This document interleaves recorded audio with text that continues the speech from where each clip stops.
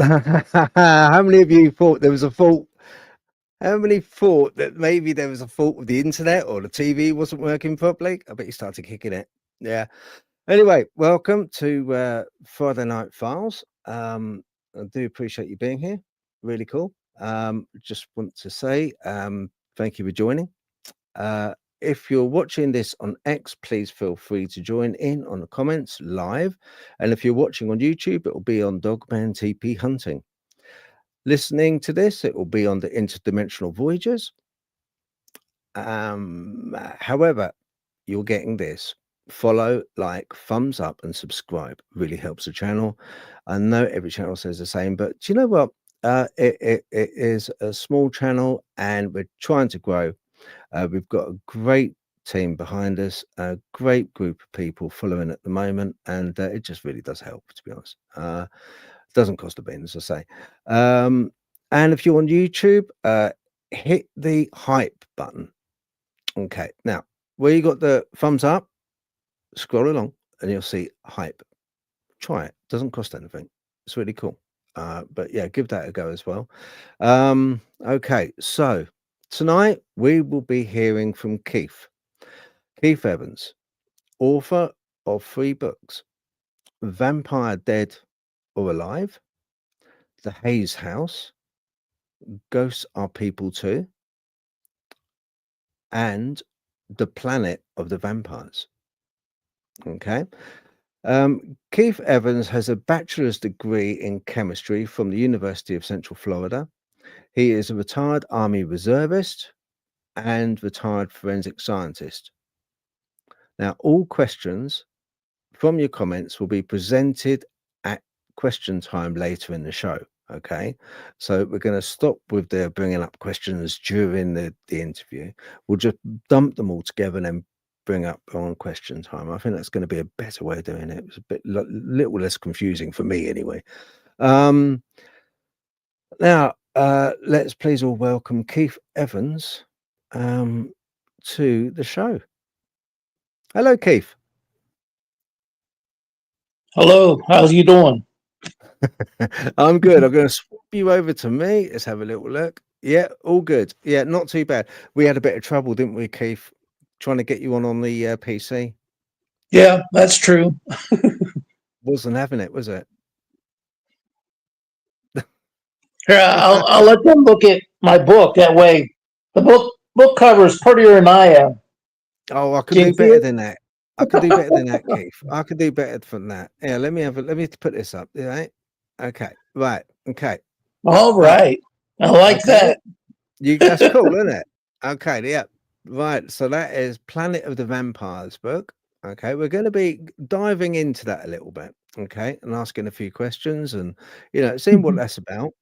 Now another book is The Hayes House.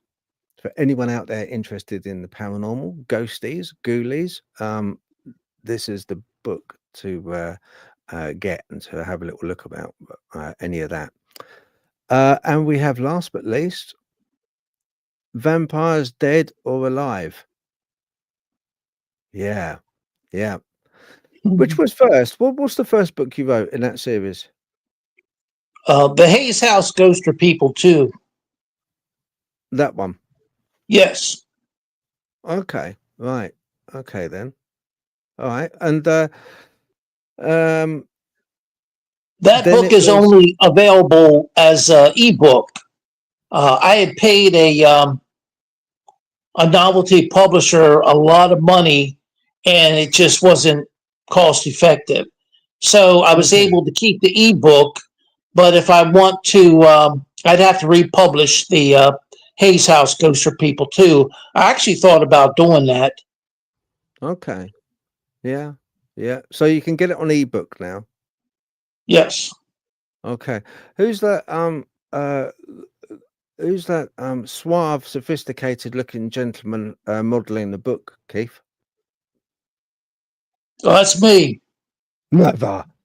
Is it? Yeah, don't it look like me? No, it does.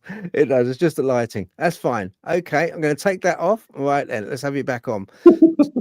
Uh, What we've got is, can we start first of all with, if you don't mind, the vampire's dead or alive?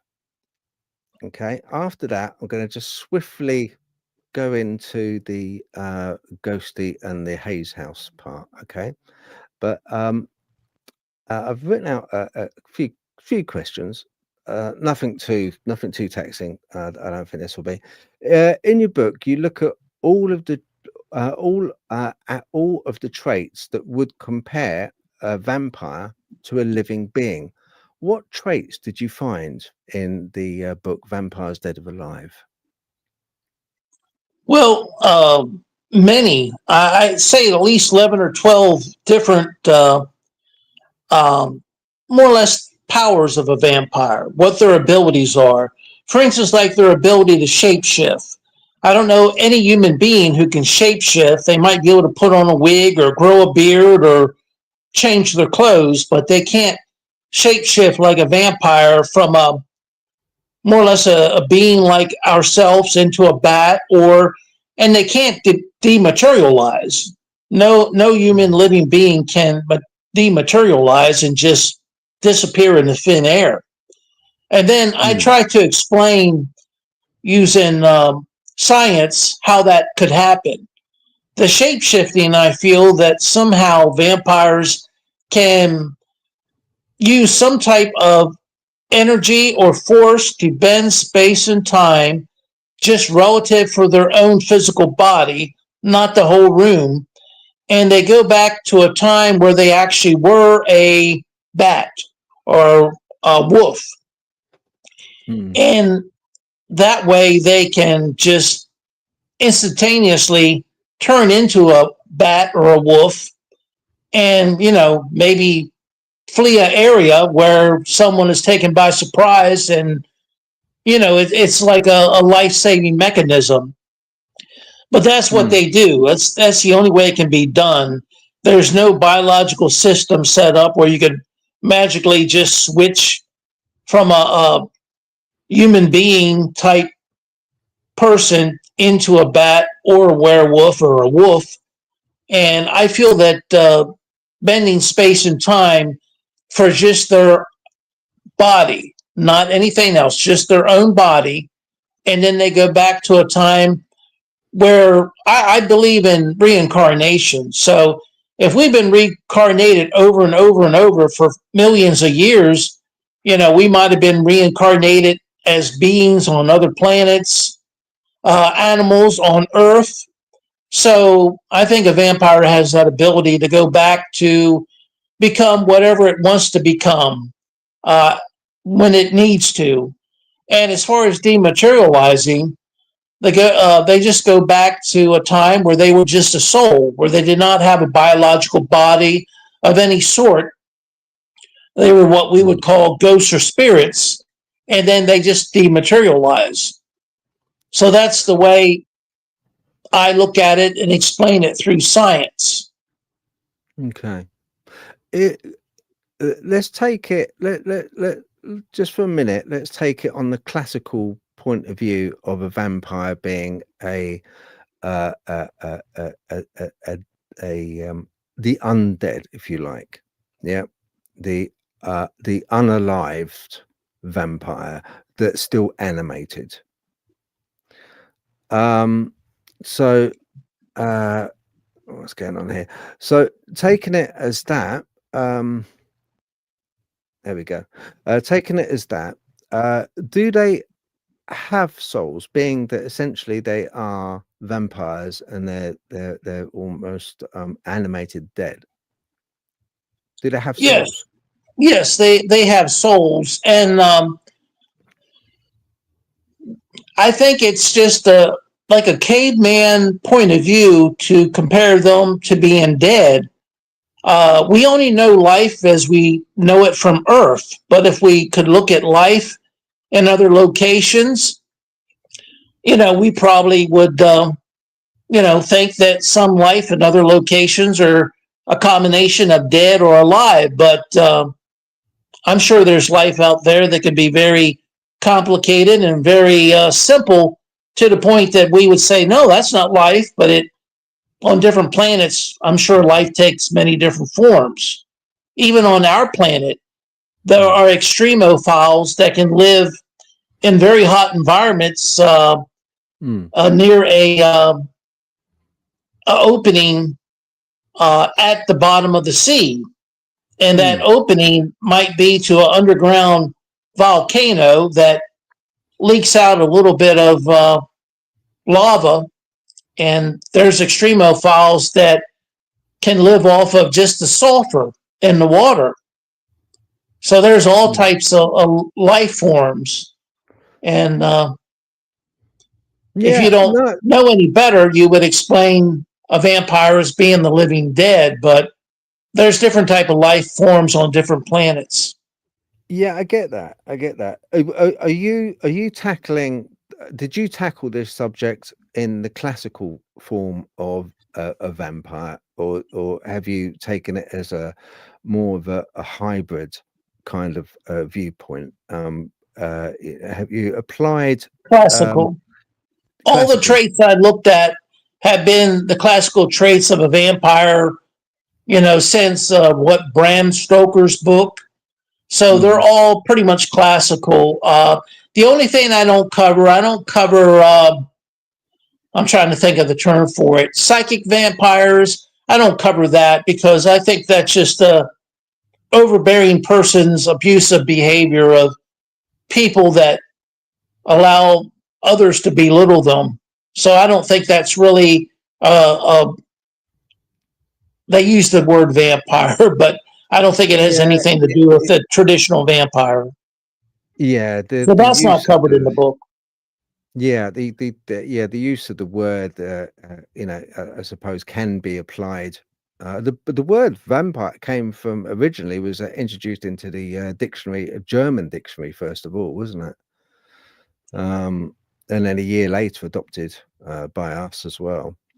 I'm trying to remember, but I do have that in the front of my book. It seemed like it's an Armenian word. It was first used in, I think, Armenia. I would have to look to be sure, but it might be in the preface of Vampires Dead or Alive. Yeah. With a foreword. I mean, can you still hear me? Yes, go ahead. Yeah, that's good. Yeah, the Western conception of vampire was codified in Bram Stoker 1897 novel Dracula,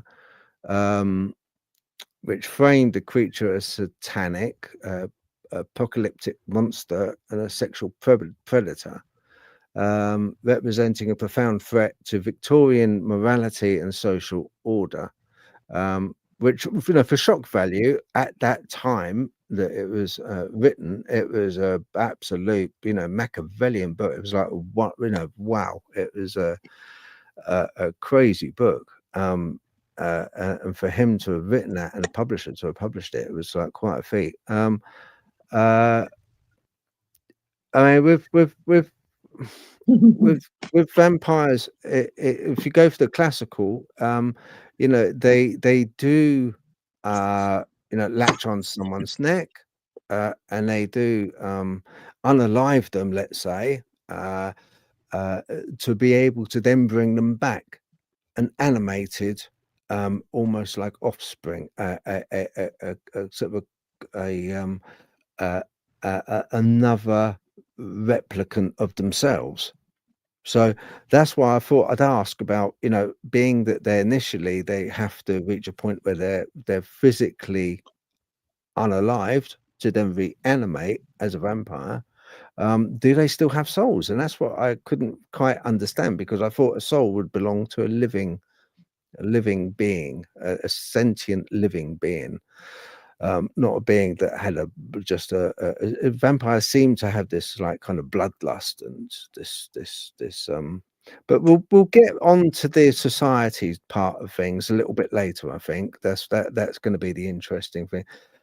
Vampires' origins, biology and place in modern culture, you say in your book. Uh, now, uh, the most famous attributed sort of to vampirism and well, Dracula type thing would be Vlad the Impaler for Dracula. That was cited as being one of the first um, characters in history, which because of uh, uh, his his he was very what's the word without remorse. He was without any kind of humility. He was uh, the way he impaled people was just awful, and it kind of it's in history tainted him with this Dracula label. Well, he was a narcissistic dictator, and seems like all narcissistic dictators are like that. But I don't feel that's the character of every vampire, and I don't necessarily feel that he was a vampire. It might have been a word today applied to him because he was very evil. But I don't look at vampires as being evil or as being the person that's going to drink your blood until you die. They may need blood to live, but they can also drink blood from cattle, from horses, and just take a couple pints. They don't have to drain your blood until you die. And Mm, I'm not sure that they really want to drain the blood of everybody. Uh, the mm, tradition is that if they drain your blood, the person will die and come back as a vampire. mm, And I'm not sure if that's what they want to do. I think they more or less want to drink blood. And if they can actually drink the blood of a person by getting it from a blood bank, I think they gladly do that more so than draw attention to themselves. And think about it. How many people die each year in the USA or the UK from vampire bites versus mm. how many people die from auto collisions. And we're not Yeah, afraid to go out on the road every day. yeah, yeah, yeah. Um, am I right in thinking that if we consume physically, if we consume too much blood, if we were to drink blood, that our liver would shut down because of the iron? Yeah, the iron, our body does not have the capacity to remove the iron. The vampire bat has the ability to remove iron from uh, the blood that it drinks, and it's absorbed. It has special cells on the lining of its digestive system that absorbs the iron and then dismisses it as number two waste. But we don't have that. And blood here on Earth, other places, blood might be more nutritional. Mm, Here on Earth, blood would be not sustainable for a human being to drink. It's very low nutritional. So vampires would need a lot more blood here on Earth if they're drinking humans' blood. mm, But on other planets, that might be very different. Blood on other mm, planets might be very nutritional and might yeah. have different substances in it which might sustain a vampire even if they drink very little of it. Mm.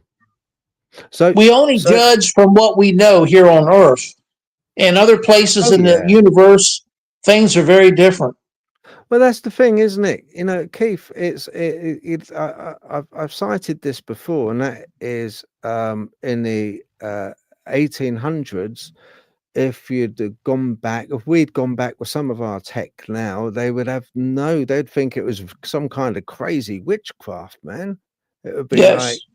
like, so we're only as wise or as understanding as we're able to have the equipment to test.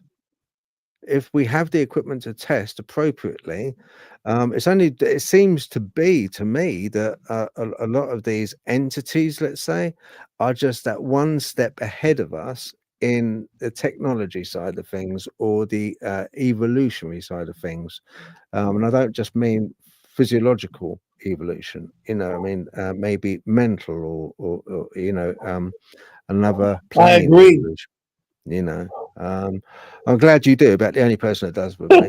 But right. So, genetic mutations in your book, Vampire Dead or Alive. You talk about these mutations. When did the mutations happen, as far as you can gather?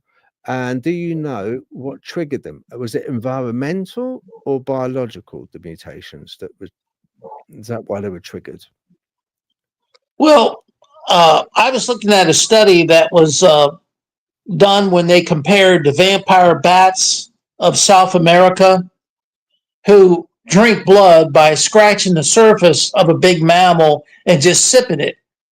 And they looked at these vampire bats, and they saw that they had they compared their DNA to bats that aren't vampires, the bats that just eat fruits or bugs or whatever. And they saw the difference in the DNA. And most of the DNA, it was certain amino acids that were missing. So they had just about the similar DNA, excuse me, of Mm, the fruit bats, but certain uh, amino acids were missing from the DNA. mm-hmm, So that allowed the vampire bat uh, to be able to drink blood and not taste that iron taste that you get from blood. mm-hmm, And also, it allowed the vampire bat's digestive system to absorb the iron out of the blood. But mm, at the same time, the vampire bat can starve to death by not getting enough nutrition. mm, So mm, it changed the DNA of the vampire bat's brain so that the vampire bat will actually, they'll help a fellow vampire bat and give them blood if they think they're going to pass away. Because a lot of vampire bats just die of lack of nutrition. They just starve to mm. death. Okay. Interesting. Interesting. But There's a little. that's where I looked at the DNA. I think vampires have been around longer than humans, and in fact, they might have been the entity that brought us from the apes to who we are today, because Mm, some of their DNA it can't be found anyplace else on Earth. So it might have been donated to us by the vampires, mm. and so anyway, we all might have a little bit of vampire in us. Yeah. Yeah. Yeah. Well, I believe we've all got a little bit of like Genghis Khan in this, don't we? Did you hear about that? We've got like I think 1 in 3 people have got like genetically we've got a bit of Genghis Khan in us. Um, but Yeah, I heard about that. Yeah, there's another interesting segue, really, from what you were saying. We don't have too much in the way of for all our advancement in technology. With nature, it still has hidden treats in store. And I remember going this summer on a safari, Keith, and we were going around on a safari, and the ranger turned around and he said, "Oh, over there is a small red panda. You know the little small red pandas, Yeah. and like, they're really good climbers. Really excellent climbers. They just climb trees and eat these leaves, and the leaves they eat. I'm not sure if they were eucalyptus or they might have been. Anyway, let us know in the comments anyway. But the leaves they eat, when they digest them, it turns into cyanide. Now they eat the equivalent of they take in and consume enough to unalive a grown human Right. 3 times, 3 times, unaliving 3 times. They enough quantity of cyanide, which turns into cyanide. And to this day, I said, "Oh, no, why is that? Is it the stomach?" Or he said, "No." To this day, scientists cannot understand how they get away with it. They pull that trick of eating all these leaves. It turns to cyanide, and they seem to just it doesn't affect them. Yeah, it's funny nature, isn't it? I heard about that too, and I don't know. There were some theories about it, but I can't remember what those theories are. No, But I'm sure it's no. something in their DNA which removes the cyanide or keeps it from uh, activating into actual harmful form. That's the way Mm, I would look at it. yeah. Otherwise, they would be dead. Well, yeah, for sure.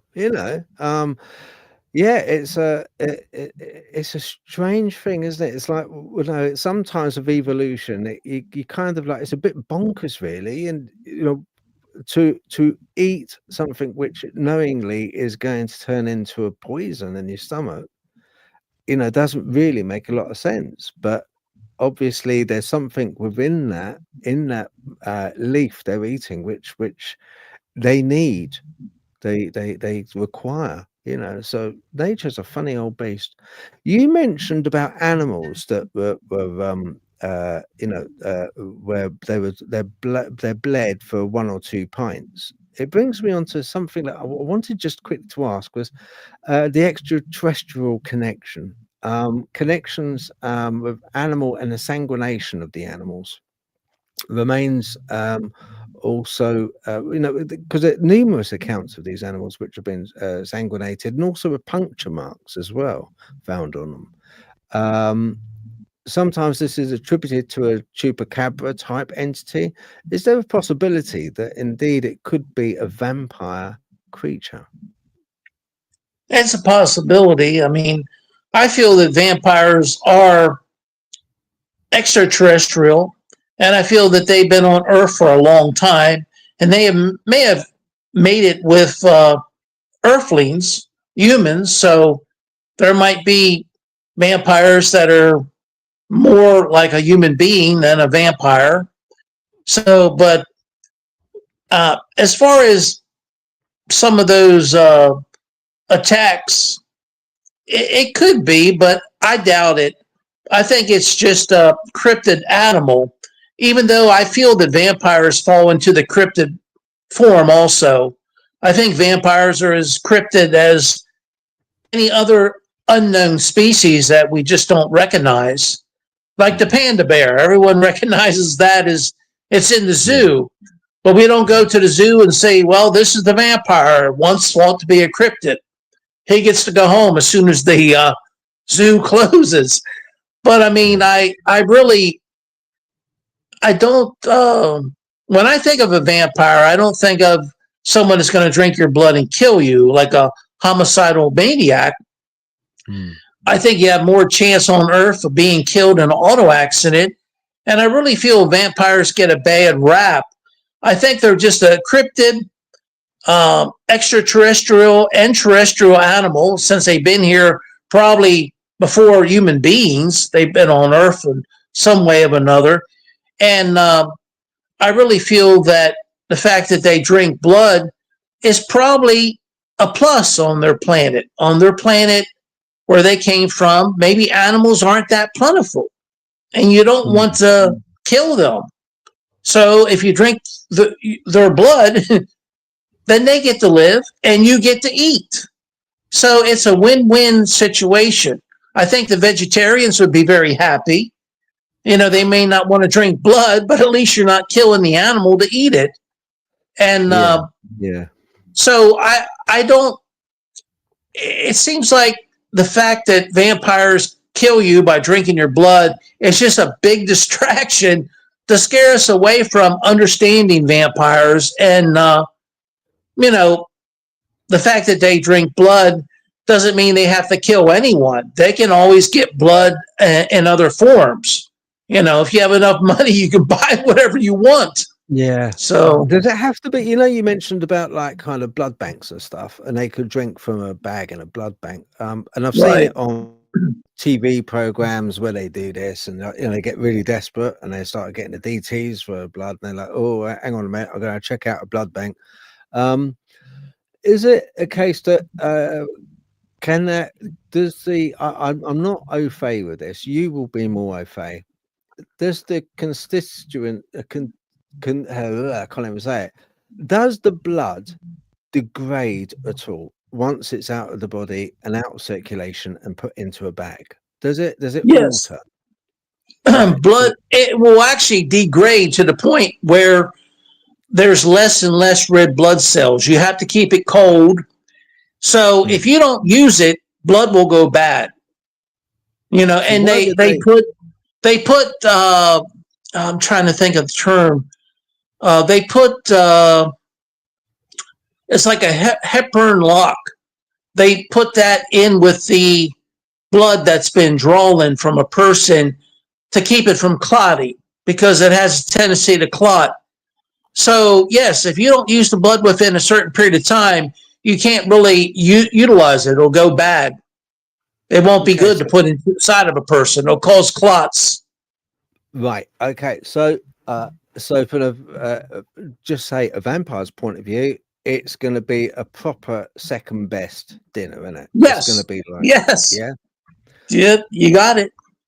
Okay. It's gonna on the one hand you're going to go to a steakhouse, or you're going to go to a blood bank and have like a Mackie D. Yeah. And yep, if you were a vampire, you would get into that business in a heartbeat. You would say, I'm the guy that's going to come around and collect all the blood that hasn't been used and is outdated. And, and that would be it. You will just go ahead and take the blood and dispose it in a humane way, snacking on it. Yeah. Yeah. Okay. But I just want to get people to open their minds to look at things a different way. As vampires, they look different. They are different. They're from a different place in the world, and you don't have to be afraid of something just because it's different. I mean, that's like the whole routine with human beings. If it's different, well, we want to kill it, and get rid of it. You don't have to be that way because it's not the proper way to be. It's wrong. So I think we need to look at vampires as being more like just a different being with intelligence and the same wants and needs as we have. They want to eat just like we want to eat. Yeah, sure. Can they eat, if need be? Can they eat solid food? Can they eat? If I went out for a KFC, could they have a KFC? That I would say probably not. I'm not sure if their digestive system is developed to eat whole food. I'm sure they need water. I'm sure they can drink fluids, and they might even be able to drink, orange juice or stuff like that. But when it comes to eating whole food, I'm not sure if they have the digestive system for that. They might have a very limited digestive system that just removes the iron from the blood. Yeah. And it depends. If a person is only 50% vampire and say their grandfather was a vampire, and ever since that they were only mating with humans, then they might have the ability to drink blood and also eat whole food. Okay, because I was going to say, Keith, with all that iron going on, they must get through a lot of toilet roll, because I know for sure if I ate no solids and just had fluid, and that was it, especially high iron, I'd be constantly on the toilet, mate. I'd be, it would be an issue. It would be an issue. So they must, I don't know, they must kind of, I don't know, maybe their metabolism, obviously, their metabolism must be slower, really slow, to try and get every ounce of nutrients out of that plasma, that blood, Definitely. Right. So you just quickly on the vampire bit at the moment, and then we'll skip over to the Hayes house. One last thing I want to ask: what is the force? Is it an electromagnetic frequency that you're talking about that they utilize to transform and because everyone, including ghost hunters, say, look, it's electromagnetic. It's all electromagnetic. I'm not so sure. I don't think so. I think a lot of it is a different force, a natural force, but a different force. Well, it could be any force. Say if they had a small black hole, they could bend space and time, and a small black hole could be very, very dense, but very, very heavy. And if they could control it and utilize it to bend space and time to their will, and then they would be able to go back in time to when they were, say, a bat, and then they would turn, you would see them as a bat, but they're only bending that space and time just for their physical body. They're not doing it for the rest of the room. So you're not going to go back in space and time with them. But it could be anything that's strong enough to bend space and time. It could be any type of electromagnetic force, like the ley lines on Earth. Yeah. If they're at some spot where the ley lines are, that might be enough to bend space and time for them, especially if they have some type of technology that can amplify the ley lines. Kind of like a photo multiplier tube that has mirrors in it, and it gets a little bit of light, but it bends all the light within it internally until it creates more light. So if they have a technology to increase the energy of a natural form of energy, like the ley lines on Earth, then that's could be what they would use to bend space and time. Yeah, it could be, but then light itself, let's say photons, don't have any mass, so it'd have to be neutrinos, which are all the while going through us all the while. But that's my with that, it would have to be such a mass of energy to actually, the amplifier would have to be just I don't know. But then again, they might have tech, like you say, if they're on another planet, they might have tech way above what we can even think of. Well, just like you're talking about neutrons, I mean, they're small enough that they can actually go through a human body. But if you look at a human body, there's a lot of empty space in a human body. We can't see it because we're not small enough to see it. But anyway, it's empty space. I just think it's empty space everywhere in everything. The most solid of structures, empty space, and taken on a quantum level. Absolutely. Right? Can we? Are you okay to continue, or do you need a little break? Well, I can go on. Yeah. Okay. Are you okay? I'm good. Yeah, I'm good. I'm good. I'll tell you why, because I wanted to bring this up. The Hayes house. Okay. And what I wanted to ask on the Hayes house is a brief history of the place, and why did you think it warranted investigation, Keith? Well, the Hayes house to me was a second choice. I actually started out doing a paranormal research in the same area as the Hayes house, but I was never able to get written permission to do the book, which was sad. So I had looked at the fact that the location where I had done paranormal research, it was a business, and the two families that ran that business also lived at the Hayes house. So I went to the Hayes house a couple times. I knocked on the door. The owner wasn't there. And the last time I went there and knocked on the door, she was there. She owned a property, but she lived out of town. And she was like renting rooms on Airbnb, and also had space for artists to, rent so they could get away and be quiet and have a place to, paint or draw or whatever they want to do. So that's how I got connected with the Hayes house. It was the next best thing because I already knew the ghosts and spirits by communicating with them at a place where they had worked. And now I was just going to a house where both families that had worked at that business had lived at one time. So it was kind of great because most places you go, you don't get that much paranormal activity. And I feel that both families, the Buck family who built the Hayes house in 1908, and also the Hayes family and the Gibson family who lived at the Hayes house from 1942 until the last Hayes family member sold the house in 1996. I feel that they, even after death, they loved the house enough to go back and protect it. During Hurricane Michael in 2018, the water came close to the Hayes house, about a half a block away to the east where the river is, and to the south, about a half a block away from where the bay came up. So they were very lucky to avoid the storm surge. And I think a lot of times the ghosts and spirits use their electromagnetic energy to attempt to keep the house safe. Okay.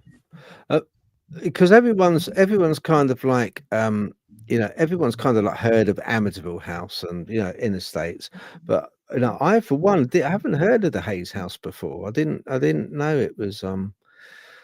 I was quite ignorant of the fact that it was a famous paranormal ghost haunted place, haunted house. Well, I don't think anyone knew about it until I wrote the book. I think I was the first person to do paranormal research there. And in the U.S., most people aren't motivated to do paranormal research unless they think it's something wrong or something evil or something negative. But I like to do paranormal research in any place where there's going to be a person who lived there at least 20 or 30 years.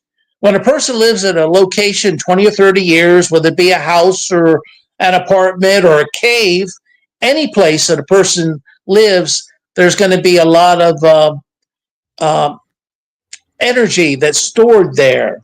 So you have a possibility of getting the energy that's stored within the wood, like the stone tape theory.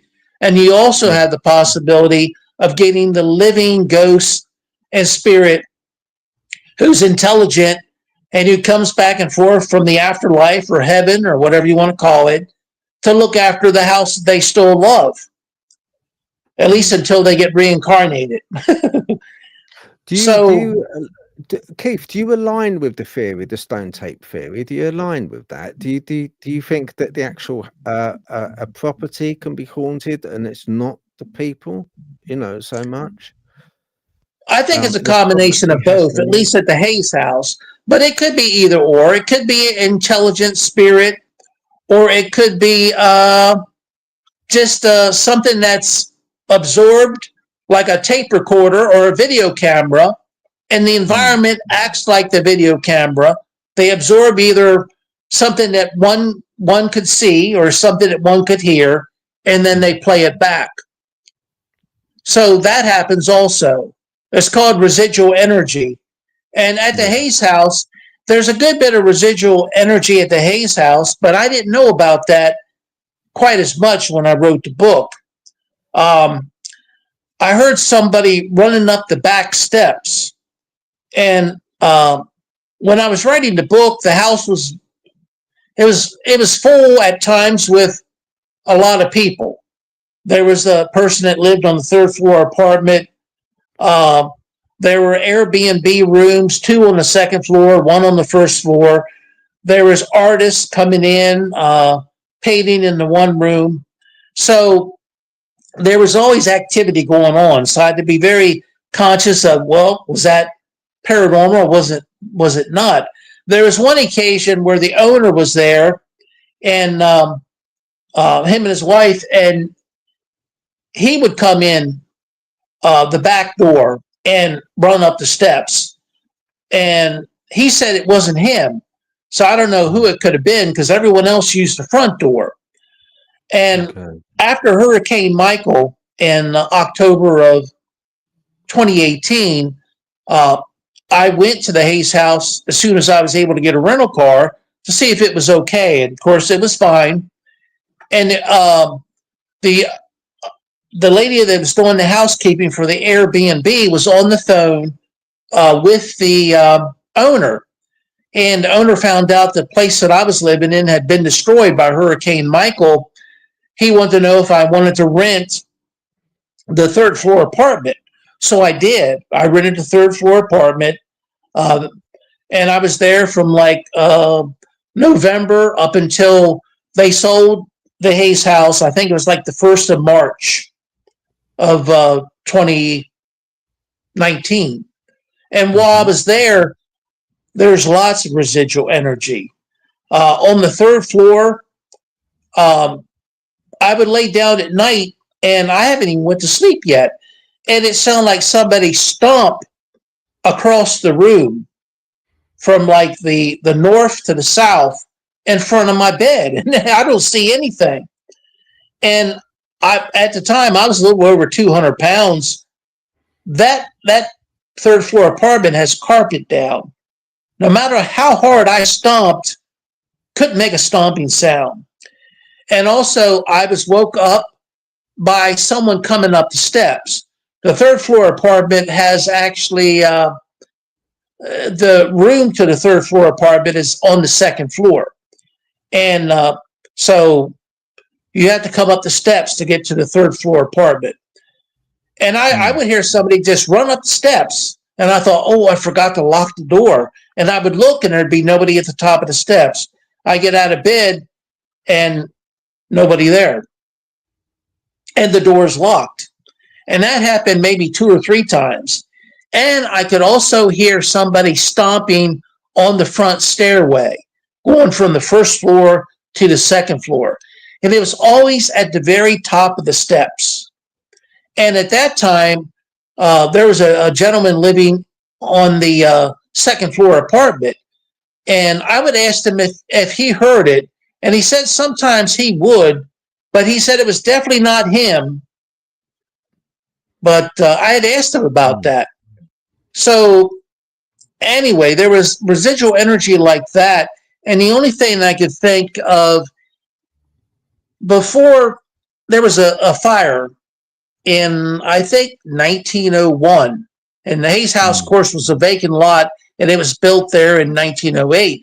So in 1901, I have a feeling there was probably a house there. And when they had the fire that started at the back of the Methodist church, somebody was milking a cow, from what I understand, and they were using a lamp, and the lamp got knocked over and caught the hay on fire, and the wind was blowing it, and it blew towards the northeast and burnt all the wooden buildings down that way. So I think that's what happened to the structure that was there in 1901. Okay. So I might be hearing the residual energy from people who were trying. It might have been a commercial building back then. It might have not been a residence. So I might have been hearing people stomping around trying to get stuff out of the building, knowing that it was going to catch on fire. Yeah, it's odd. What strikes me as the oddest part is it was carpeted, and yet you could hear footsteps on wood. Oh yeah, so it's from some past time. Yeah, we often get that where there's sightings of there was a famous sighting of a nun, and the nun you'll see walking along a pathway, nun's pathway, but it's almost as if the nun is floating 3 foot in the air, and you scratch your head thinking, oh, I wonder why. No, because the ground has sunk since the time that she was there walking. The ground's sunk. Right. So it's the same thing, Keith, isn't it? It's like it's a play out. That type of thing is a play out of a previous incumbent of a time when that entity knew the staircase, not at the top of the staircase, not to be carpeted.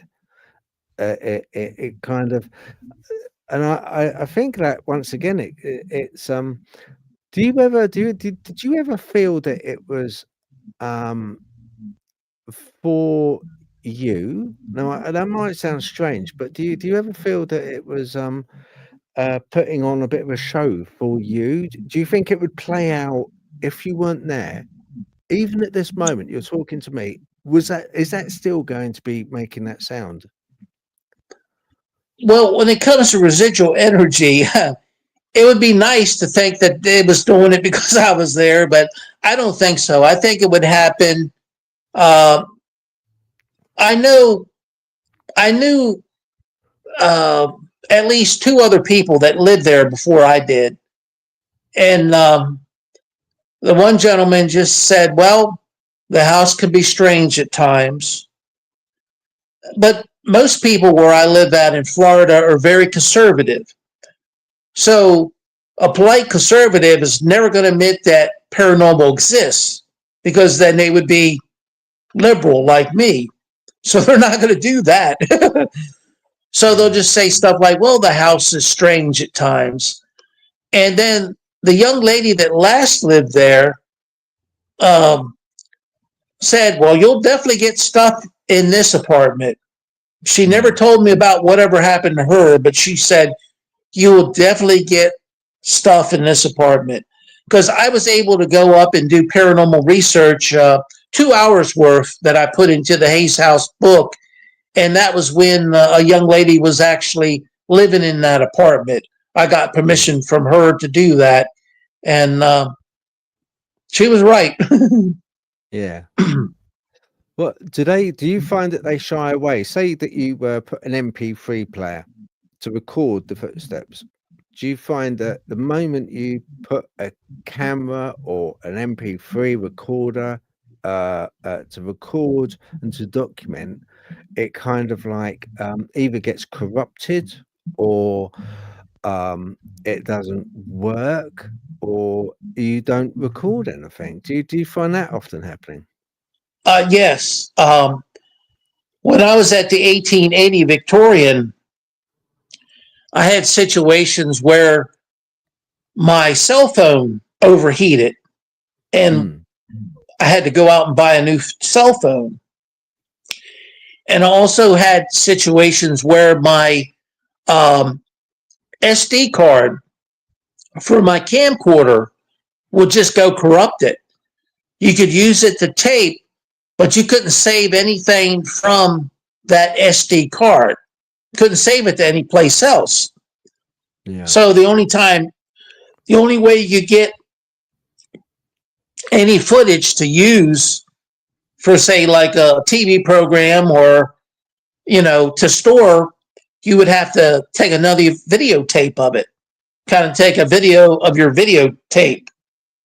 So I Right. had that happen at 1880. The only thing that happened at the Hayes house was batteries would drain. And also, camcorders would turn off on their own. And it Okay. wasn't because of a battery change. Sometimes they would just turn off on their own. And I think that was an intelligent ghost or spirit saying, well, I don't really care for this angle Yeah. of taping, so I'm going to turn it off. But I Yeah. had a lot of batteries being drained, and I was, believe me, when I go to do paranormal research, I got everything charged up. I don't leave any, you know, Oh no, join the club. Me anything. too. I know. I Join the don't leave club. anything uncovered. I make sure that I'm top notch, Yeah. so that way Yeah. I know when the actual intelligent ghosts and spirits are draining energy. Yeah. But Yeah. Oh no, I think majority of people watching this are 100%. They're going to be saying yes. We have the same happen. It seems to be a universal trait where, and this goes for things like alien UFO entity or close encounters like that. It has a direct effect on the electrical equipment, uh, decharges very quickly. It upsets a lot of electronic and electrical equipment. It has a close, I don't know, it has a close affiliation to anything which emits or has a field of electricity around it. Whatever And you're that's dealing with. because it is electromagnetic energy. Ghosts and spirits are just electromagnetic energy. When we pass away, that's all our soul is that's all that's left is electromagnetic energy, because you can't create or destroy energy. It just goes to another No, form. that's true. Yeah, yeah, true. That's right. Exactly. Yeah. Okay, I was gonna say, um, the ghosts in the Hayes house, I don't quite like using that term, but um, are they people, Keith? No, they're they were people when they passed away. They had a Mm, biological body up until they passed away, but now they're just the soul of that person. And I really feel that once they're reincarnated and they come back mm. as another living being, whether it be a cat, dog, or bird, or human, Mm. then I don't think their ghost or spirit will be available. And sometimes I think a ghost or spirit can stay in the spirit world longer if they are a guardian angel to a house or a person. If they're doing that, I think they might get to remain in the spirit realm longer before they get Mm. reincarnated. Okay. Can I just going back really quickly? So they talk about, because I'm not a biologist by any way, shape, or form, but when they talk about plasma in the blood, what do they mean by plasma in the blood? What is that? That's the liquid part of blood. Okay, It it's doesn't liquid. it doesn't have any red corpuscles or red blood cells. The red blood Okay, cells is what has the iron. okay, all right. I just wanted to get that straight because I think a lot of what we see is plasma. It's not EMF. I think it's plasma, and I think it behaves in a Oh, sentient manner. you're not talking about blood, are you? No, I'm talking about ghosts, but I just thought, while I got you here, I'll pick your brain on on blood because you're the man to ask. And I thought I heard plasma, kind of being bandied about from the point of view of like blood, and I wondered, I wonder what plasma is in blood. I just sort of like, thought I'd pick your brain on that. But I believe, Keith, that when we see like ghosts, and a lot of the ghosts and UFOs even, and also a lot of entities that require energies, that a lot of those are plasma based. Like you get the dome and you touch a dome and it's got plasma inside dancing around. I think it's that Well, type of see, energy. there's another, like in chemistry, you have like air, you have liquid, you have Mm. solids, and there's also a plasma, which is a superheated, supercharged state. Um, are you talking about that? Yeah, talking about because plasma is one of the most abundant uh, elements, if you like, in the universe. I'm talking about the plasma which when they were the Three Eye Atlas. Okay, Three Eye Atlas had a glow around it, but with the particles from the sun hitting the dust from that Three Eye Atlas, it would charge it. It would ionize it and charge it into Right. plasma. Yeah, I'm talking about that energetic light anomaly that people often see in like almost kiddies' toys, you know, the globes, which where you've got the dancing donut of light and sparkling and reaching out Right. towards your fingers as you. Phosphorescent. Yeah, So yeah, for I sure. don't know if it would be considered a state of plasma, but uh, there are different I guess different plants decay and will phosphorescent. And if Mm, you take like a rake and you're raking leaves in the yard and it's dark out and you rake over it, it'll sparkle like lights. So there's yeah, different forms of chemical lighting, kind of like a glow stick that a lot of yeah, people would use at rock concerts. I yeah. don't know if they do it anymore. That's just like chemical lighting. Mm. So That's it. It's phosphorus, isn't it? I think As so. soon as you Some of break it. the glass, it's the phosphorus inside breaks and it just mixes and then it starts to glow, doesn't it? Very interesting though with the electrical. You know that you found that your electrical equipment was being drained. Um, you know, it's a very. It doesn't matter where you are in the world. Anyone that has anything to do with ghosts and paranormal has the same thing happen to them as well.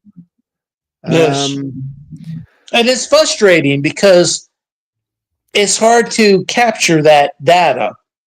You can, you don't have a, um, a photo of you turning the camera on. So if you wanted to fake it, it would be very easy to fake and just say, yeah, I turned it on, but now it's turned off. So it's not good paranormal data. It's not the type of data that you want. You want to, say, use your C5 camera and get an unexplained glob of, you know, say, blue in front of you, and then it's gone. yeah, You want yeah, that because that shows something was cooling down the environment and now it's gone. Or mm, you want to ask the question and then have the Ovilus V give you a quick response. I remember one day I was doing the front porch of the Hayes house. It's a wraparound front porch. And I got the name of the road wrong. I gave it I gave the road the same name as a road in Baltimore, Maryland. And the Ovilus V said liar. As soon as I said the name of the road wrong, I got liar. So that was a very intelligent type. And that doesn't happen that often. But that is the type of thing that you want. So I really like that. And I wasn't trying to draw that out. Sometimes I do. Sometimes I'll say something wrong and see if the ghost and spirit corrects me. But that yeah, time I just somehow gave the street there in Apalachicola, Florida, the name of a street in Baltimore, Maryland. I just right, Freudian slip or something. And yeah, I got on the Ovilus V liar. So that's the type of mm, stuff you want to get. When they drain your equipment, that means you got to go back and charge all your equipment before you yeah, can really do a good taping. So yeah. it's more frustrating than anything.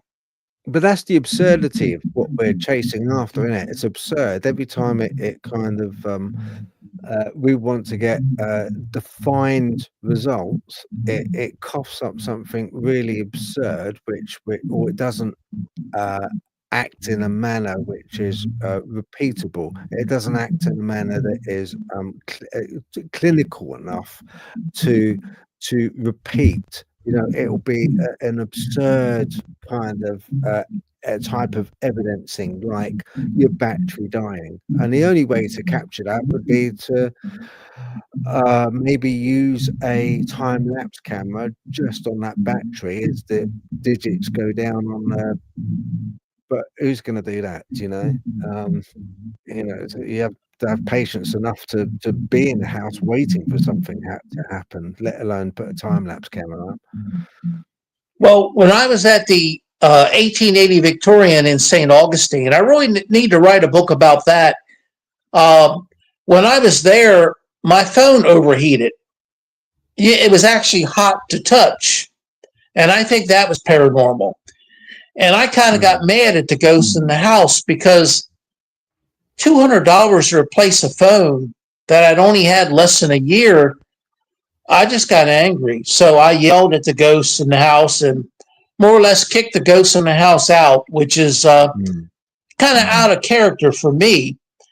And I was unable to get any of the video or any of the photos from that was stored in that phone.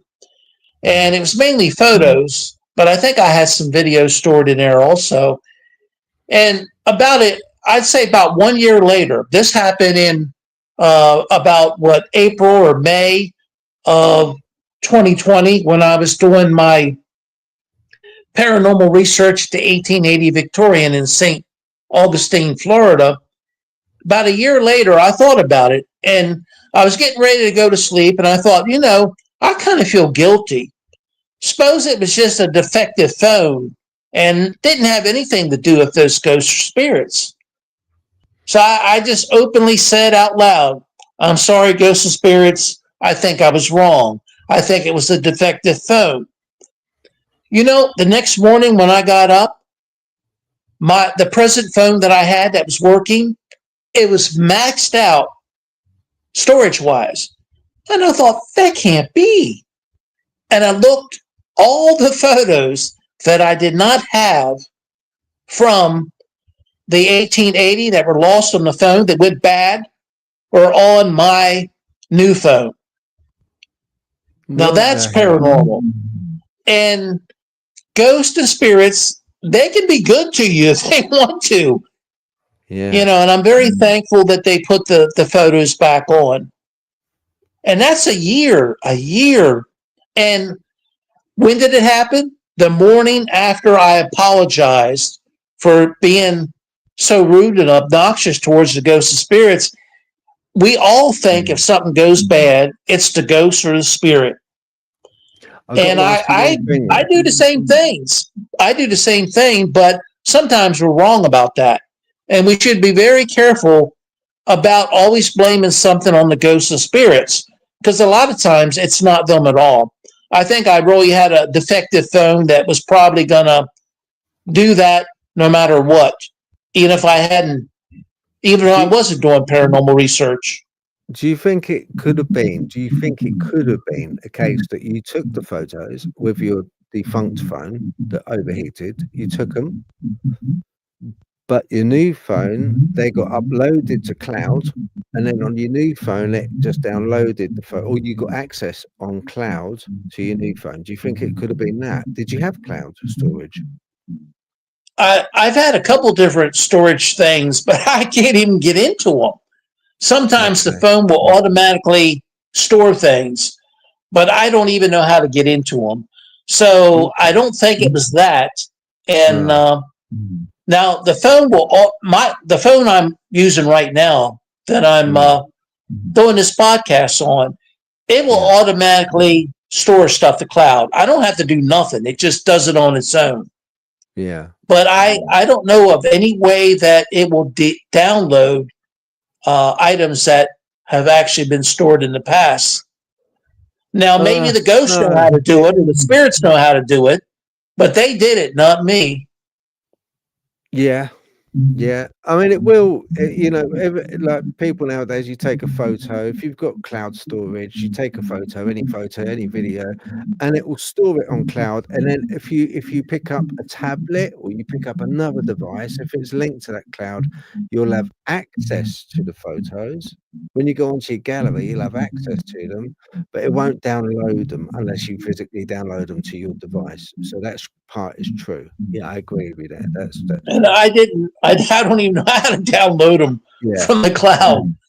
I know. So we had trouble getting onto this, didn't we? So yeah, I routinely have trouble with technology.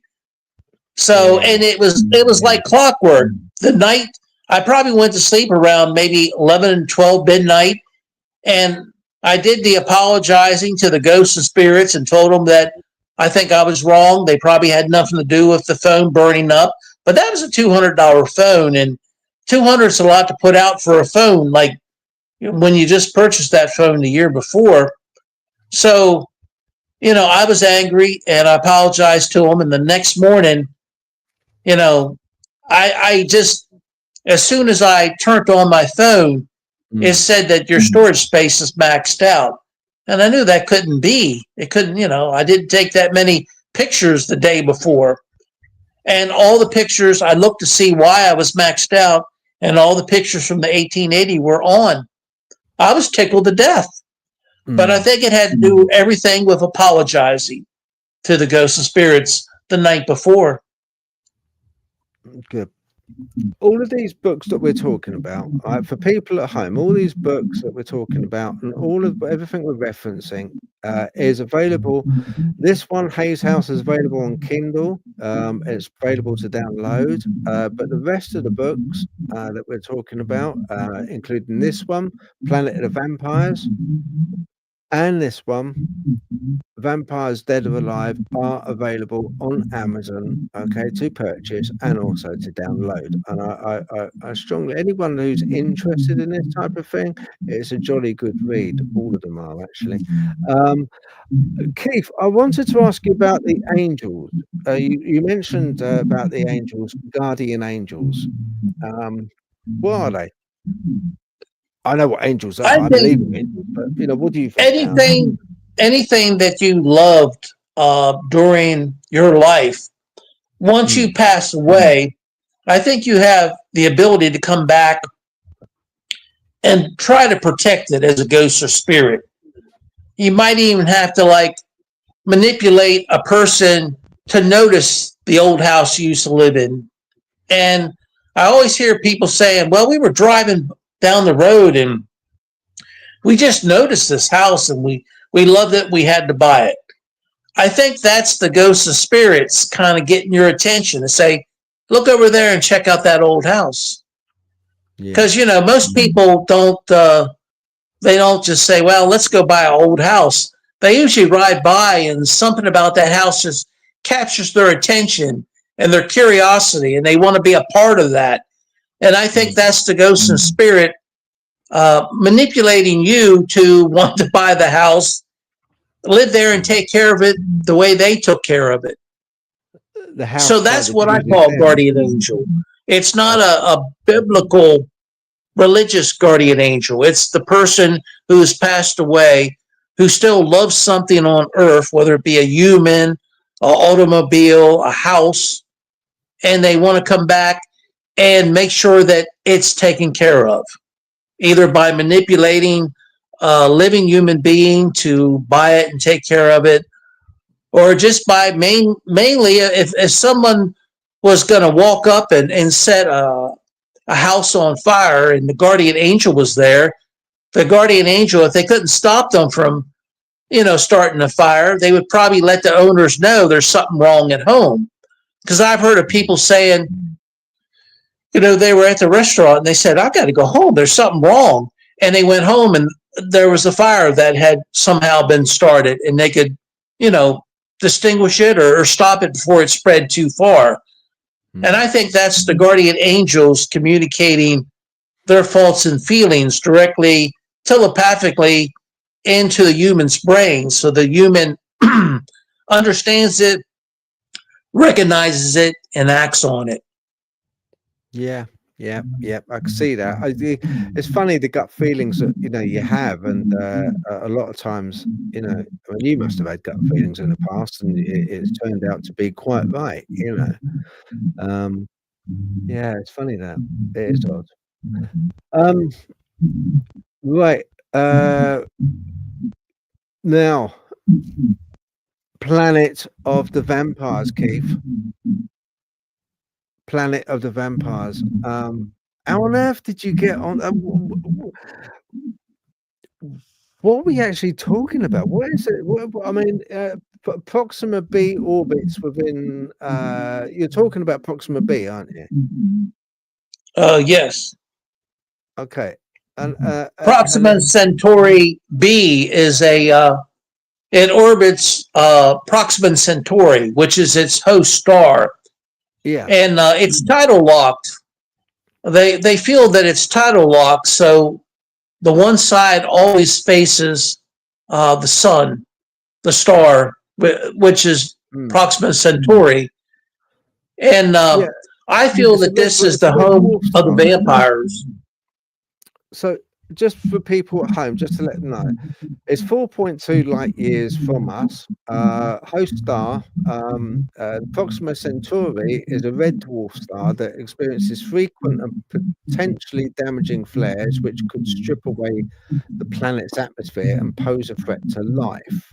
It is tidally locked due to its close orbit. Proxima Centauri b is likely tidally locked, meaning one side constantly faces the star, a perpetual day side, while the other remains in constant darkness, a perpetually night side.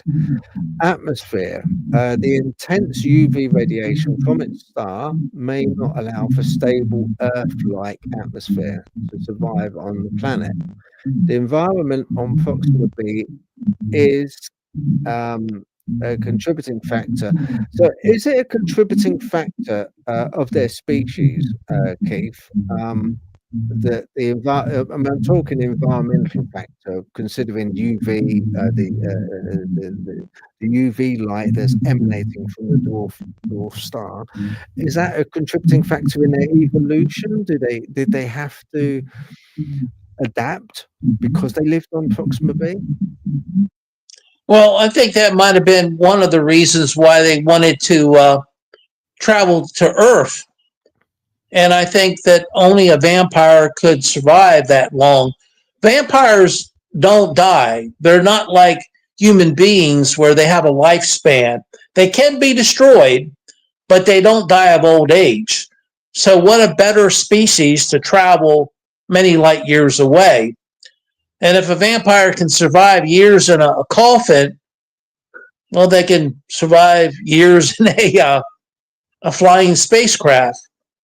And Yeah. I really feel that probably the majority of the vampires on Proxima Centauri b live underground. And we don't really know for sure, but if the flares are so bad that they have dispersed all the atmosphere from the surface, there still might be atmosphere underground, and it might be protected from the surface. There might be large caves, or even caves that the vampires have, tunnels that the vampires have dug, and there could be different type of plant life, and then they might have made sure that they sealed the caves so that it's not seeping out to the atmosphere. And because of the hot and cold side of the planet, there would only be like a 60-kilometer area around the circumference of the planet where it would be cool enough for life to really exist. That would be the 60-kilometer area right there between the permanent day and the permanent night, where you could actually live on the surface. But there's going to be extreme winds from the hot side blowing towards the cold side. And those extreme winds could just be like hurricane force constantly. So if you live on the surface, you might have to have some type of fortified protection to even survive.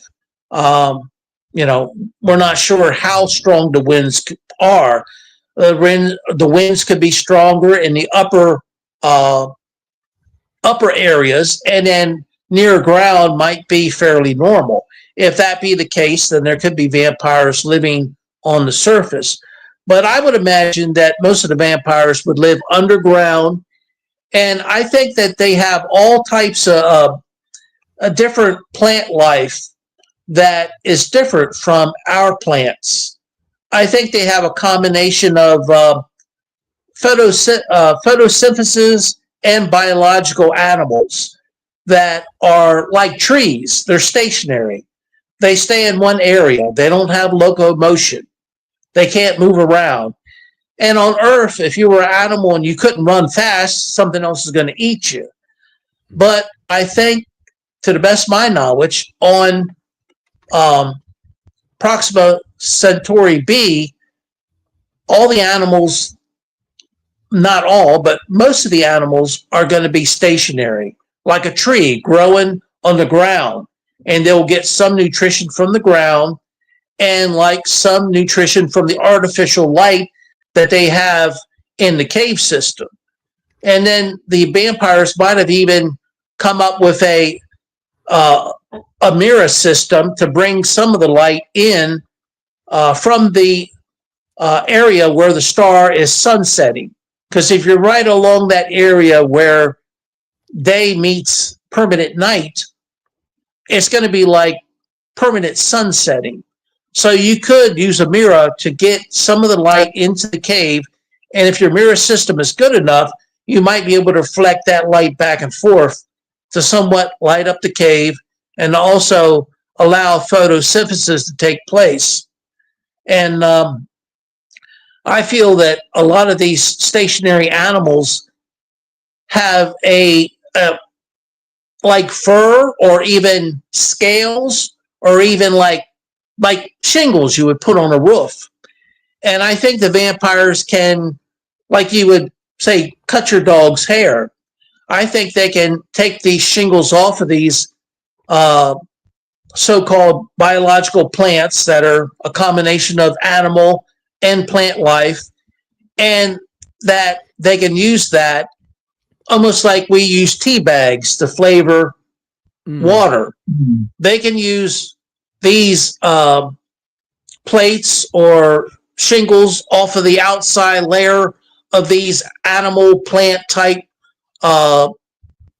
beings and actually drink the blood from it. I think they're rich in blood and all they have to do is use it like a tea bag. So, to think that all the vampires on Proxima Centauri B are running around biting somebody, I think they can get their blood supply without biting anybody. So, it's funny you say. I remember hearing something about with Earth and the cave paintings over here.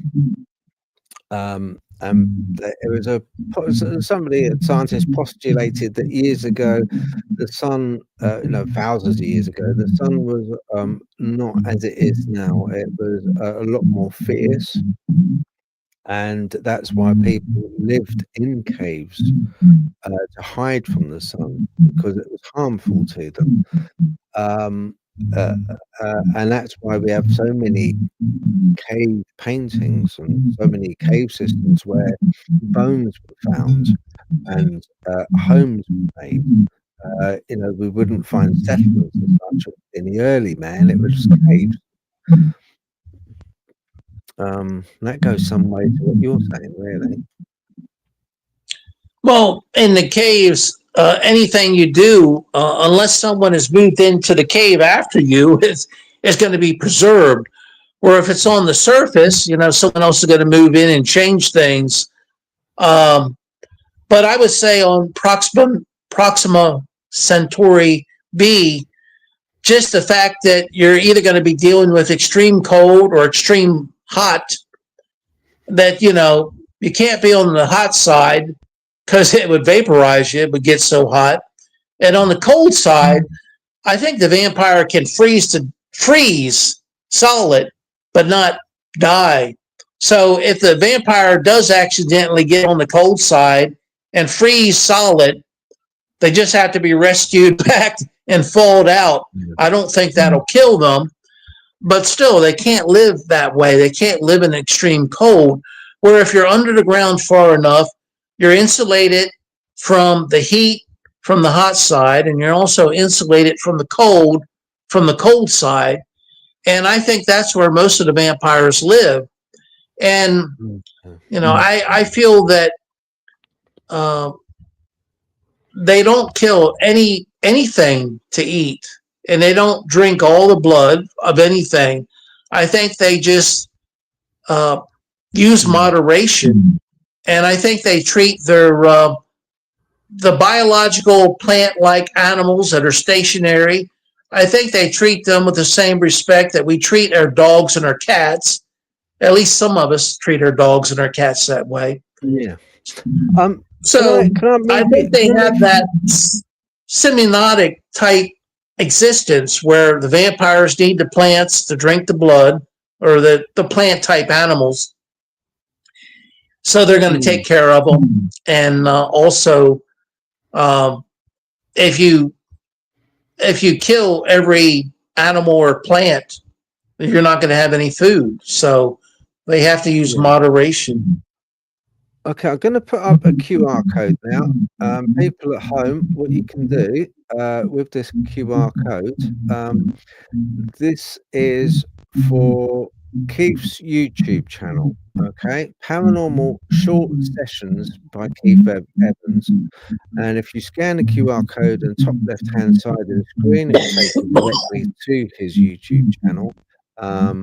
That's another way that you can and subscribe, please. You know, let's get some subscriptions for him and check out his material and his stuff, because it's highly interesting. And thank you. I didn't even know I had one of those. No, you didn't. I generated it for you. All right, thank you. Thank you. That's okay. That's not a problem. That's okay. Right, now in your book here, this one that we're talking about, Planet of the Vampires, you talk about their culture. Can you elaborate a little bit on their culture, the culture on their planet there? Well, when it comes to their culture, for instance, vampires, I hate to use the term read your mind, but they can sense your brain waves. And if there's anyone who, say a vampire would want to kill another vampire, that vampire is going to know about it already. So it pretty much eliminates crime because, you know, vampires are a very ancient species. And since they can kind of pick up on your brain waves to, you know, you might say read your mind, or at least understand your intentions or your thoughts, I think it eliminates crime totally. Because, you know, it's no sense having a vampire who's planning a crime when everybody knows about it. You know, if you're planning to embezzle money from your employer, they'll just fire you the next day. Or if you're planning on robbing a bank, the police will just show up and be waiting for you. Since vampires have the ability to understand your brain waves, they already know what you're going to do. So I think it makes their culture a very crime-free culture because everyone already knows what the other person's intentions are. You can't gaslight them or fool them or say one thing to do another because they already know that you're going to do that. Okay, so one quick one I've got to ask then, okay? Because culture is the ability to create, transmit, and maintain, isn't it? Symbols, language, and rituals, and to pass those down. The learned knowledge and behavior are transmitted from one generation to the next through communication, observation, and interaction. Yeah. If these entities live forever, that begs the question, is there a saturation point where they can't pass the culture down because there is no new generation coming up? The culture sort of freezes, it freeze frames. You see what I mean? Because these things live forever. Well, I guess in a way, but you're still gonna,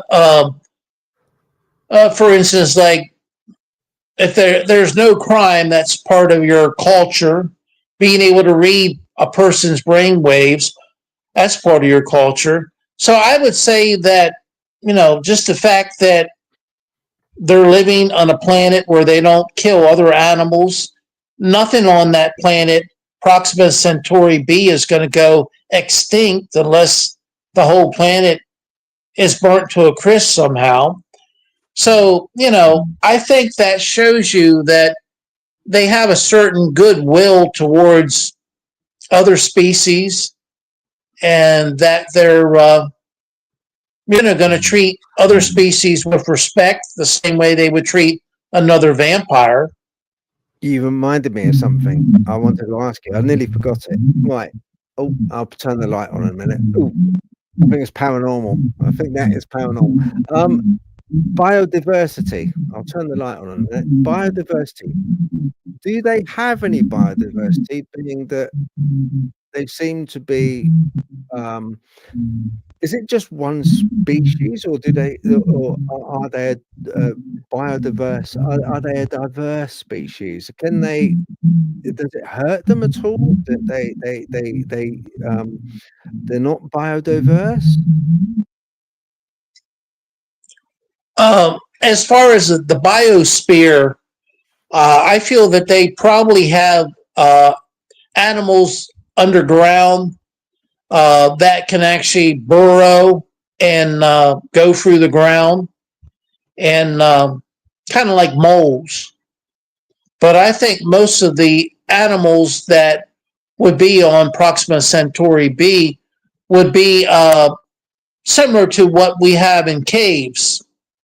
They probably rely less on sunlight and more on maybe like a thermal imager.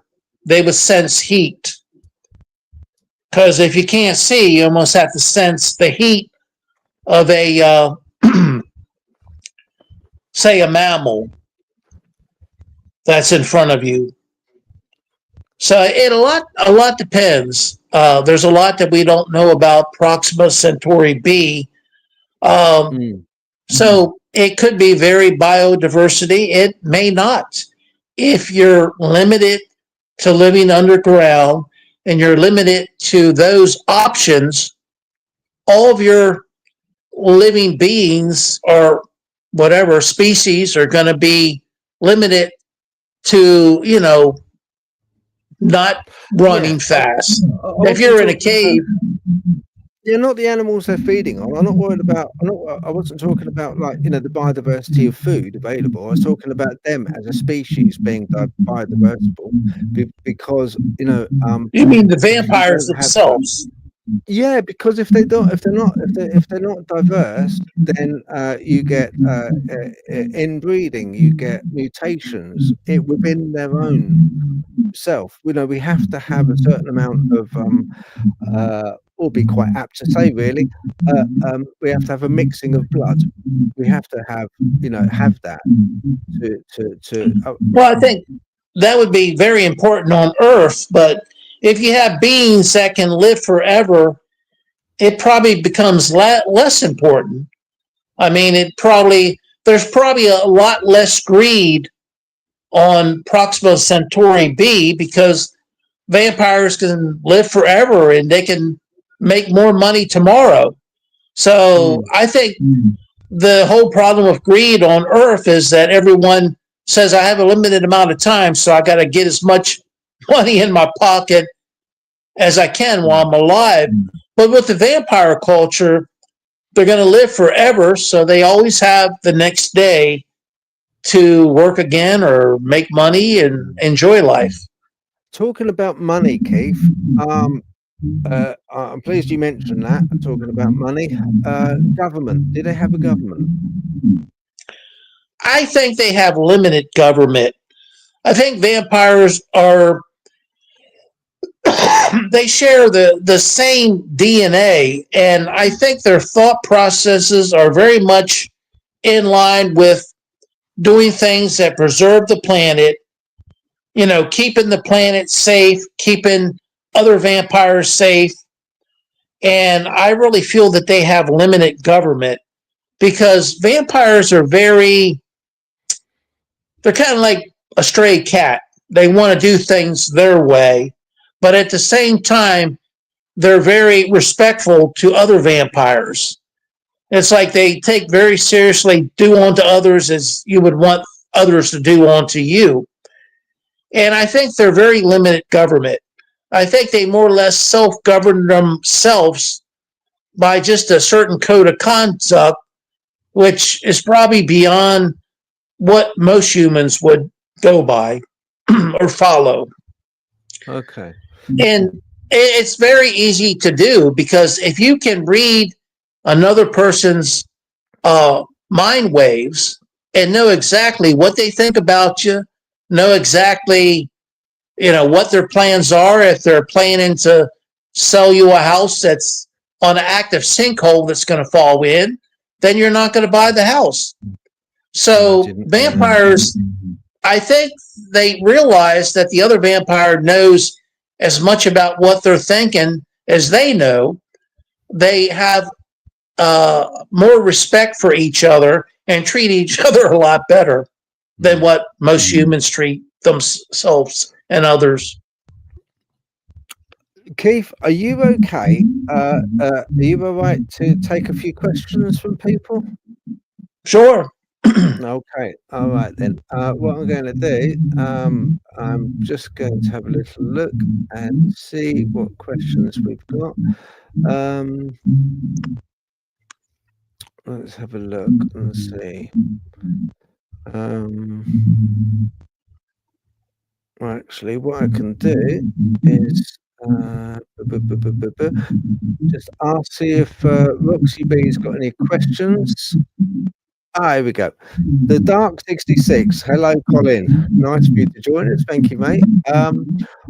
What does Keith think about the Highgate Cemetery case in 1970s?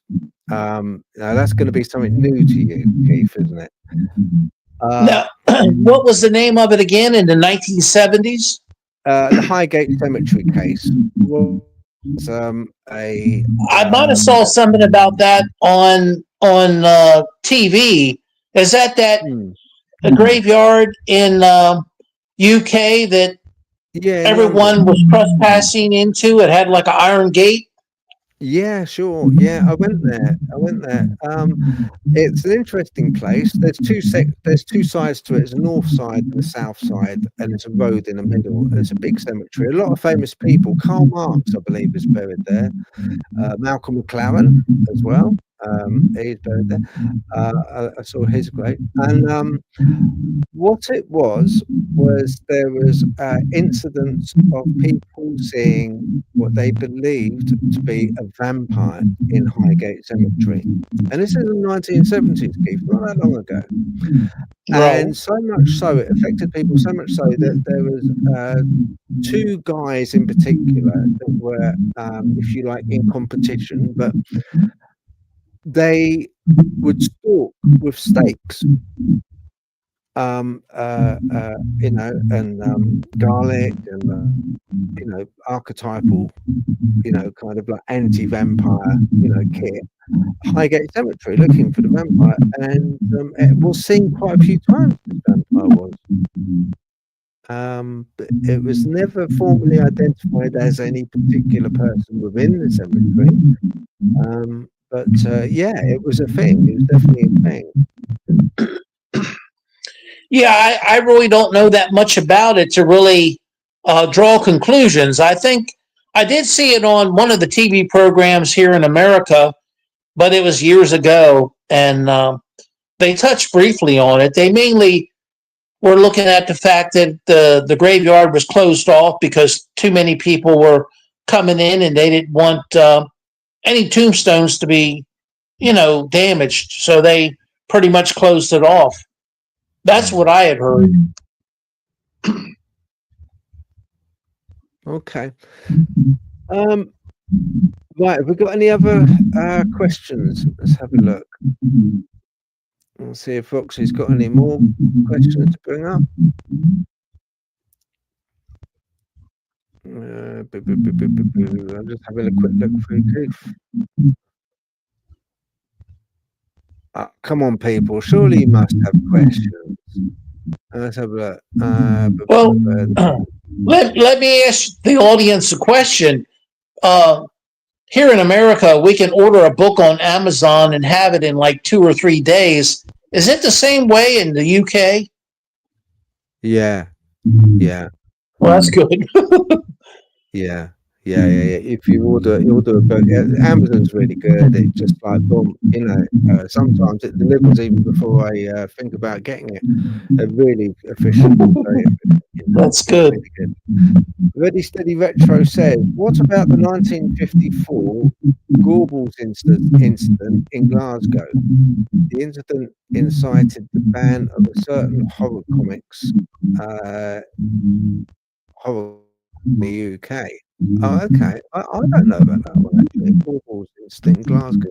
I I don't think I've ever heard about that. No, I haven't. No. Um, okay. No, I don't know. I'll have to have a look up on that one myself. I'm sorry about that. Oh yeah. Sorry. Also, vampires come from ancient Greece. Is that a question? No, it's a statement, really. This is from Colin. Uh, Yeah, I Originally, think they've been around that long. Definitely. yeah, yeah. Now I'll tell you what I have got, which you might find interesting. Now, what it is, I chucked a bit at AI, and I asked AI to come up with, a few bits and pieces to see what it said about it. And evidently, India is a big place for vampires as well. And you've got things like Ma Kali, who used to have an ongoing war with a certain demon.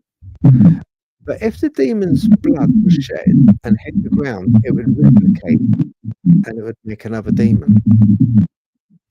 So Ma Kali, she created these entities, these beings, to actually collect all the blood before it hit the ground and could create more demons. And that was like, in essence, the start of vampire in India. Yeah, it's an actual story. I never heard of that, but it sounds like they would need a custodial type person to clean up the blood before it hit the ground. Yeah, well, that's the thing. That's what Ma Kali would come up with, these entities to collect the blood. That's what she used to create. She created. Well, I guess if there was a demon, and if killing it, if its blood hit the ground, it would create another demon. I guess the vampire would be the only thing that could bite it in the neck and draw out the blood without it hitting the ground and kill it. Yeah, for sure. But I've never heard of that before. That's new on me. Oh yeah, I found out some crazy stuff about vampires. Crazy stuff. Larry Luttrell says, "Where do you believe that the origins of vampires originated?" I think we covered that. That was Proxima B, wasn't it? Yes, Proxima Centauri B. Yeah. And that's I think the only inhabitable planet in the Goldilocks zone around the star. There's another Proxima Centauri A, which they thought may be a planet, but they think it's just a loose group of stones that have kind of congealed that spin around the host star, Proxima Centauri. So there might be two planets. And if it's a group of loose debris, if it gets to be heavy enough, it will form a mass. So someday it might actually be a planet. And there's also been reports of light spotted coming from Proxima Centauri B. And they don't think it was caused by any natural form like lightning or a volcano or something like that. They think it's some type of had to be something made the light. So I don't know what that was about, but I only what I read on it was only detected one time for a short period of time. It seems like if it was a city or something, the lights would be there for a long period of time. So I don't know. I remember that. Yes, It's been a long time since I read that story. I was going to put that story in with the book, but I think I forgot to do it. I wanted to try to tie that in, but I don't know if I ever did. It was something I was planning, and I done the book so fast. I did it in like a 2-month period. It just all kind of came to me. So I think I left that part out.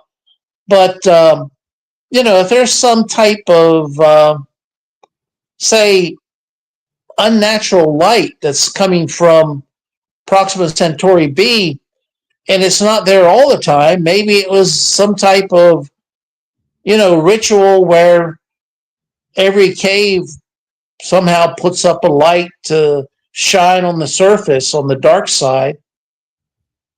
It'd have to be on the dark side, because I'm sure on the side facing the sun, you're probably not going to see that side from here, because that's going to be the side away from us, I would assume. So, yeah. Other than that, it's it's fascinating. I remember that. I do remember that. Yeah, the light anomalies. so it might have been something that was done occasionally, but not something that they do all the time. If it was a city above the ground on the actual surface, then we'd see the lights all the time. So it was just something that they did every once in a while. Maybe it could have been space travel. Maybe one of their rockets or whatever they use for compulsion to travel from planet to planet or from star system to star system. Maybe somehow there was an accident and it blew up and it caused the flash of light. So maybe we were just watching a tragedy. And since when we saw it, 4 light years away, it happened a long time ago, because it took the light that long to travel for us to be able to see it with our telescopes. Yeah, no, it would have done, because it is. Let's have a look. It is 4.2 light years. So yeah, the light leaving there would take 4.2 years to get here, which is actually really close. Really close. But still, when we saw it, it happened earlier. Say if we saw it in 2018, it was happening sometime in 2014. Yeah. So it'd be 4.2. It must be 4.2 million light years, Keith. Must be. Is it 4.2 million light years? 4.2 light years. No, I think it's just 4.2 light years. That's really but close. Light travels a long ways in a year. That's Earth years. Yeah, for sure. Yeah. Larry Luttrell said, I should have been more specific. I meant their origin here on Earth. Oh, okay, yeah. So, when he said about the vampire's origin, and we said it was Proxima Centauri B, the original origin, what Larry meant was here on Earth.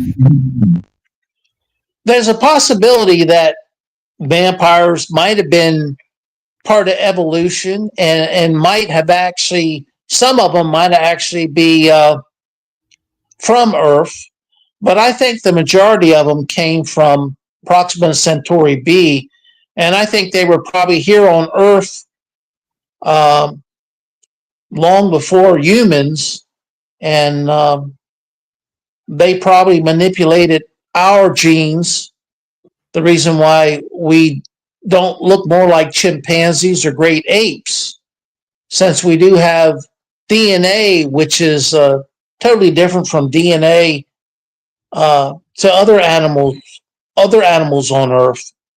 So I think they were the ones that manipulated our DNA. So And I think the vampires interbreeded with humans, and they probably done it. They probably manipulated our DNA just so they could interbreed with us, because they probably wanted offspring that wouldn't have to avoid our sunlight. Because I feel that our sunlight derivals their DNA. If they're exposed to it, it'll kill them, or at least destroy them. Vampires don't die from old age.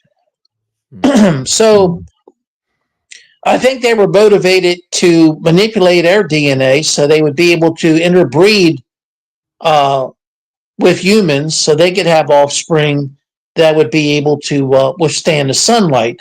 After all, we're the only species on Earth that gets sunburns. No other species on Earth gets red or brown when they're exposed to the sun. No. I mean, don't pigs roll in mud? Pigs roll in mud so they protect them, don't they? I've never had a pig. No, I do know that they like mud, but I don't know if it's their suntan lotion or not. No, you are right. You are right. There's certain things which on Earth, I think it's Dr. De Silva came up with a book. He wrote a book, Dr. De Silva did, and in it he said that we weren't indigenous to Earth. Because we And that could be because we originally came from Mars. And even if we came from Mars, there's a possibility that the vampires, if the vampires had been on Earth, they've probably been on Mars. Right. So the manipulation could have took place someplace along the way, whether it be on Earth or on Mars, which is all a possibility. They're all variables within the big look at vampires and human relations. Okay. Interesting. Right. Now, look, what I'm going to do, I'm going to urge people to check out your books again. But also, Keith, what's the best way people can get in touch with you? I guess they could email me at petcat2006. Okay. Can they can contact you through your YouTube as well, which I'll put up there again?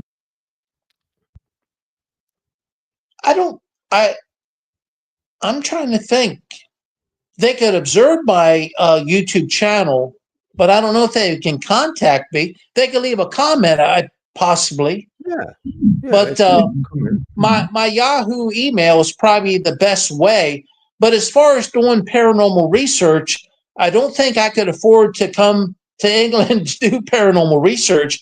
I would love to, but I'd have to sell a lot of books to be able to afford to do that. And right now, the way the situation is in the USA, if I leave the country, they might put me in an internment camp when I come back. So I don't know right now if I want to leave the country. I'd be a little frightened. Yeah, no, it's a bit of a turmoil at the moment, isn't it? Really, everywhere Yes. is, to be honest. It's a bit turmoil. It's sad. It's very sad. It's very, very sad. It is. Yeah, it's it's not. It's definitely not great. It's definitely not great. There's a lot of people that are worried. There's a lot of worried people out there. And I'd like to apologize to all the NATO members. And NATO is probably the best thing the U.S. ever had, and I'm hoping that we will get another administration in soon who will show our friends, our loyal friends, and NATO members the same respect that they deserve. And I'm sorry that the situation we have now is not doing that. Okay. Well, if it wasn't talk of the dead or about blood that will give me a ban, it will probably be that. They'll probably strike me now for that.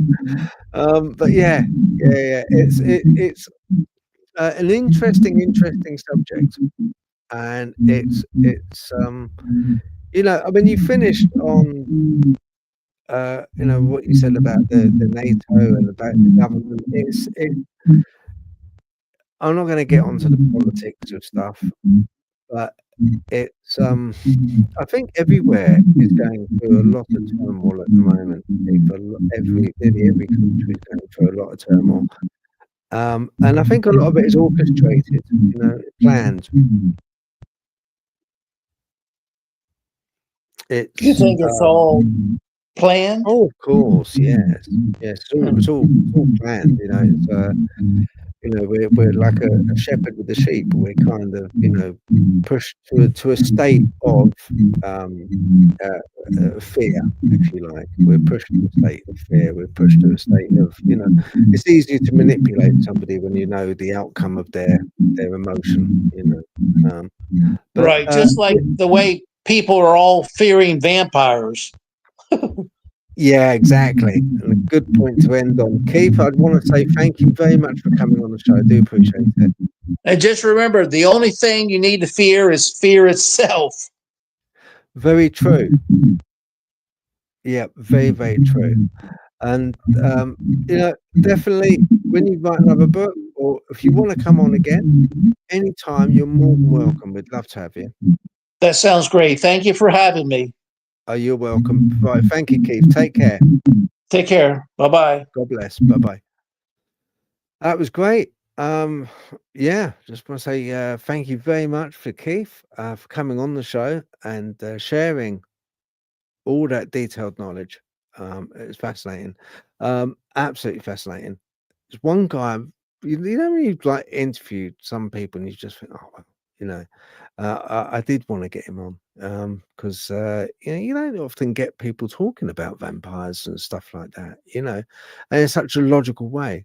So it's like really, yeah, it's fantastic. I really hope you enjoyed that. I did. Yep, got Kate on, got Sasquatch Sister, Dawn, got Ready Steady Retro. We've got Larry. Hello, Larry Luttrell. Of course, Colin. Hello, Colin. Ever so pleased you could make it, mate. The show wouldn't be the same without you popping on, mate. Roxy B, thank you very much for managing and bringing up the questions. Do appreciate it. And basically, yeah, for me, I just want to say thank you. Okay, to everybody, and God bless, and have a good weekend. See you again next week.